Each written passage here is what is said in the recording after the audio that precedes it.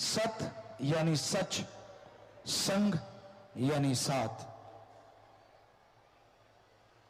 घोर कलयुग का समय है। ऐसे समय में अल्लाह वाहिगुरु गॉड खुदा राम का नाम दुनिया से दूर होता जा रहा है। इसलिए माली के संत पीर पैगंबर माली की यहां चर्चा करते हैं। अल्लाह वाहिगुरु गॉड का यहां नाम लिया जाता है, उसे सत्संग कहा जाता है। सत्संग का मतलब पैसे इकट्ठे करना नहीं होता। सत्संग का मतलब किसी का दिल दुखाना नहीं होता। सत्संग यहां एक मालिक की चर्चा हो और उस मालिक को कैसे पाया जाए, उसका तरीका बताया जाए, उसी का नाम सत्संग होता है। सत्संग रीत बताता है और कुरीत से दूर करता है। सत्संग लगा के कोई पैसा इकट्ठा नहीं किया जाता, बल्कि सत्संग में सच्चा धन कौन सा है वो बताया जाता है। दुनिया में लोग पगला चुके हैं। पैसे के लिए ठगी मारते हैं, बेईमानी करते हैं, भ्रष्टाचार फैलाते हैं। अपना उल्लू सीधा करने के लिए लोग दूसरों को बुद्धू बनाते हैं, उनका इस्तेमाल करते हैं। इस पैसे के लिए ही भाई भाई को खत्म कर देता है, बाप बेटे में दुश्मनी हो जाती है, खून जहर बन जाता है। पर क्या यह पैसा सच्चा धन है? क्या इससे आत्मिक शांति खरीदी जा सकती है? क्या इससे सुप्रीम पावर गॉड को पाया जा सकता है? क्या आत्मिक शांति मिलती है इससे? जी नहीं। यह सारा पैसा यहीं कमाया जाता है और यहीं पे छोड़ के जाना पड़ता है। एक धन ऐसा धन है जो कभी खत्म नहीं होता, कभी बर्बाद नहीं होता,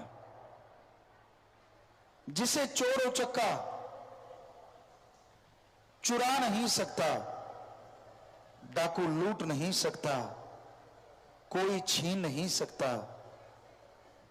और वो इस जहान में ही नहीं बल्कि अगले जहान में भी काम आता है। ऐसा धन एक ही धन है, वो है राम नाम का धन, अल्लाह की इबादत का धन, वाहिगुरु की याद का धन। तो राम नाम का धन, अल्लाह की इबादत का धन दोनों जहां में सदा रहता है। गुरु मुर्शिद पूर्ण जो होता है वो राम नाम का धन देता है, और ऐसा धन देता है जिसका आनंद ही आनंद, लज्जत ही लज्जत आप नहीं, आपका पूरा कुनवा उठा सकता है। गुरु मुर्शिद कामिल जब गुरु मंत्र देता है तो दोनों जहां का जिम्मेवार बन जाता है। यही नहीं, वो अगले जहान में भी बां नहीं छोड़ता। गुरु का काम सबका भला करना, सबका भला मांगना होता है। किसी का बुरा सोचता भी नहीं, करना तो दूर की बात। बाकी इंसान जैसे कर्म करता है वैसा भरता जरूर है। इसलिए कभी कर्म बुरे ना करो, सबका भला करो, सबका भला मांगो। अगर सच्ची भावना से सबका भला करोगे, सबका भला मांगोगे, तो यकीनन भगवान जी आपका भला जरूर करेंगे। इस घोर कलयुग में गुरुमंत्र का जाप अति आवश्यक है। आप चलते कीजिए, बैठ के कीजिए, लेट के कीजिए, आपकी शारीरिक स्थिति क्या है इससे कुछ लेना देना नहीं। हां, जुबान पे ख्यालों में अगर मालिक का नाम लेते हो तो उसका फल आपको 100% मिलेगा ही मिलेगा। अच्छा है सुख शांति में सुमरन करो, अच्छा है तंदुरुस्ती में सुमरन करो। जब बीमारी आती है, अशांति आती है, तो भगवान का नाम लिया नहीं जा सकता। तब परेशानियां घेर लेती हैं और इंसान आदी नहीं होता। नाम का जाप करते जरूर हैं लोग, जब परीक्षा हो विद्यार्थी करते हैं, जब घाटा पड़ने लगे व्यापारी करते हैं, जब बीमारी हद से गुजर जाए उसके परिवारजन करते हैं। लेकिन सुख शांति में जो सुमरन करते हैं उन्हें दुख कभी आता ही नहीं। तो सत्संग में आप आगे ध्यान से सुनो और अमल करो। जब तक आदमी सत्संग सुन के अमल नहीं करता तब तक वो खाली रहता है, तब तक वो कोरा रहता है। अमल अति जरूरी है। आज का दौर बड़ा ही भयानक दौर है। यहां मास्टरमाइंड लोग हैं जो आपका दिमाग निकाल सकते हैं, अपना उल्लू सीधा करने के लिए आपको इस्तेमाल करेंगे, अपनी स्वार्थ सिद्धि के लिए आपका बुरा हाल करेंगे। ऐसे लोगों से सावधान रहिए, बच के रहिए। अपने जमीर की आवाज को सुनो, अपने पीर की आवाज की सुनो। दो ही तरीके हैं इस कलयुग में सुखी रहने के, या तो जमीर की आवाज जो पीर सुनाता है, या फिर पीर की आवाज जो अल्लाह वाहिगुरु सुनवाता है। गुरु फकीर हर किसी के फायदे के लिए मालिक से दुआ करता है और वचन करता है। वो अल्लाह, वो वाहिगुरु, वो राम, वो गॉड सबको शिक्षा देते हैं। जो उनकी शिक्षा ले लेते हैं वो जिंदगी में कभी दुखी नहीं होते, और जो उनकी शिक्षा सुन के मानते नहीं वो दुखी रहते हैं। माने की गति कही न जाए, ना माने पीछे पछताए। इसलिए भाई, आप गुरु मंत्र लेते हो, उसका जाप भी किया करो। पैदल जा रहे हो, चलते चलते जाप करो। आपके अंदर आत्मबल आएगा, आपके दिलो दिमाग में असीम शांति आएगी। इस तरह से लगेगा जैसे मारुथल में, रेगिस्तान में तपती हुई रेत पे पानी बरस गया हो। कितना आनंद आता है, कितनी लज्जत आती है, वो कहने सुनने से परे होता है।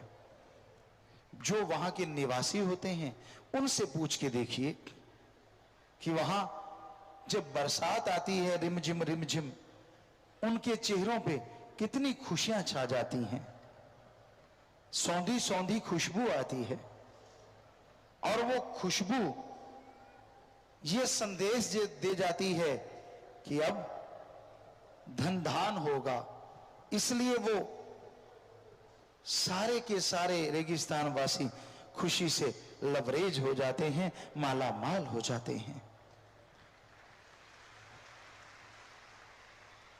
जिस तरह रेगिस्तान तप रहा होता है, बालू रेत जल रही होती है, ठीक उसी तरह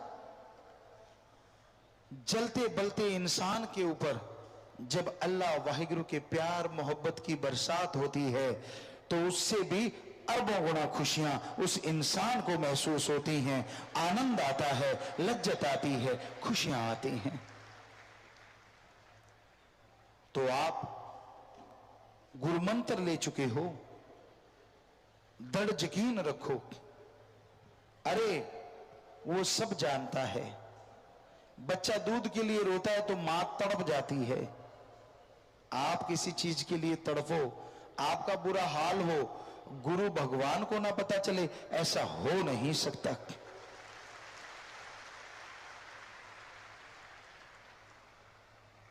पर बच्चे को रोना तो पड़ता है, तभी मां दूध देती है, ये कहावत। पर भगवान के पाने के लिए बाहर से रोना नहीं, अंतःकरण का रोना चाहिए। आप अगर अंदर से तड़प जाएंगे, अंदर से बेचैन हो जाएंगे, चाहे वो किसी भी तरह से हुए, मालिक तक खबर जरूर जाएगी और वो आप पे रहमत जरूर करेंगे। तो इसलिए प्यारी साथ संगतियों, जब भी सुमरन करने बैठो, एक तड़प बनाओ, एक लगन बनाओ, अपने अंदर व्याकुलता पैदा करो। कैसी व्याकुलता, कैसी बेचैनी? जिनके औलाद नहीं होती, अच्छा भला घर है, जैसे औलाद की बेचैनी होती है। कोई अस्थमा का मरीज जिसका श्वास अटक जाता है, फूल जाता है, उसे श्वास नहीं आ रहा होता, श्वास लेने की बेचैनी। कहीं आप फंस गए और लगा कि मौत सामने खड़ी है, तो जिंदगी पाने की बेचैनी, जैसी वो बेचैनी होती है, वो रुपए में 100 पैसे है, ऐसी बेचैनी भगवान को पाने के लिए रुपए में 10 पैसे पैदा कर लो, वो आपके सामने आके खड़ा हो जाएगा। ऐसी व्याकुलता होनी चाहिए, तड़प होनी चाहिए, तभी वो भगवान के दर्शन होते हैं, तभी भगवान कृपा करते हैं।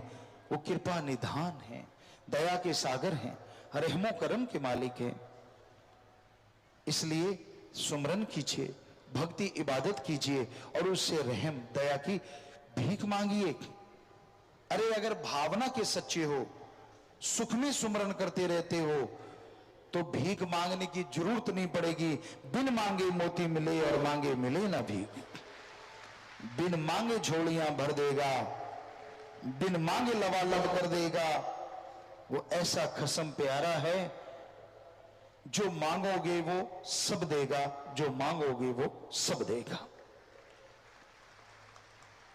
तो प्यारी सत्संग जियो, इस घोर कलयुग में जब भी आप सत्संग में आते हैं, सत्संग में आके बैठते हैं, आपका पल पल सेवा सुमरण में मंजूर हो जाता है। जब से आप बैठे हैं और जब तक आप बैठेंगे, नहीं, जब तक घर नहीं पहुंचते, मालिक से लगन लगाए लगाए सत्संगों से बढ़ के फल आपकी झोलियों में आता रहेगा। खुशियों से आप भरते जाएंगे और अंत्यकरण में ऐसे नजारे आएंगे, ऐसी लज्जतें आएंगी जिसकी आपने कभी कल्पना नहीं की होगी।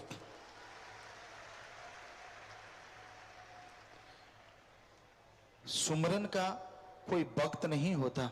आप लेटे हैं, सुमरन कीजिए, बैठे हैं, सुमरन कीजिए, खाना खा रहे हैं, सुमरन कीजिए, चलते बैठ के काम धंधा करते आप सुमरन कीजिए।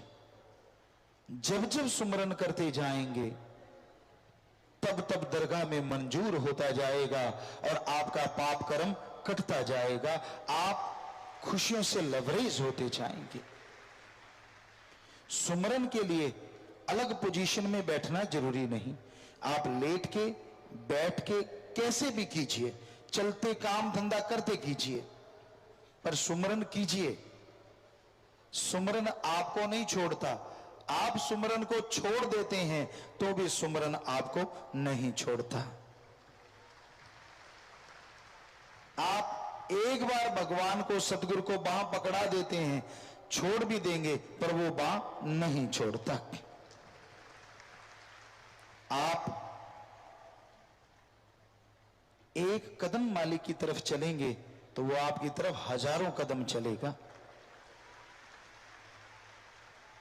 इसलिए प्यारी साध संगतियों, इस घोर कलयुग में, भयानक समय में, यहां हाथ को हाथ खाए जा रहा है, यहां इंसान इंसानियत को तज दिया है, इंसानियत को त्यागे बैठा है। ऐसे घोर कलयुग में शाह सतनाम शाह मस्तान दादा ने सच्चा सौदा एक ऐसा दर बनाया है, या हमेशा इंसानियत की मसाल जगती रहेगी और जो भी आएंगे उस मसाल से जीवन की खुशियां पाएंगे, जिंदगी की खुशियां पाएंगे और दोनों जहां की खुशियां पाके लवरेज हो जाएंगे, माला माल हो जाएंगे। तो इसलिए जब भी आपको समय मिले आप आइए, जब भी सत्संग हो जरूर पहुंचिए, क्योंकि सत्संग में आने से ही आपका मन काबू में आएगा। सत्संग में आने से काम वासना क्रोध लोभ मोह अहंकार दब जाएगा। इसलिए सत्संग ना छोड़ो। सत्संग जो करते हैं सुबह शाम, चाहे सुमरन ना करें, अगर दृढ़ यकीन करते हैं, बना बनाया सुमरन ले जाते हैं, बनी बनाई भक्ति ले जाते हैं, बनी बनाई खुशियां ले जाते हैं, उन्हें ज्यादा कुछ करना नहीं पड़ता। क्योंकि ये घोर कलयुग है। जैसे जैसे काल का जोर बढ़ रहा है, वैसे वैसे दयाल का रहमो करम अरबों गुना बढ़ता जा रहा है। बस वचनों पे पक्के रहिए, सत्संग में आइए से और बना बनाया सब कुछ ले जाइए, करने की शायद जरूरत ना ही पड़ेगी।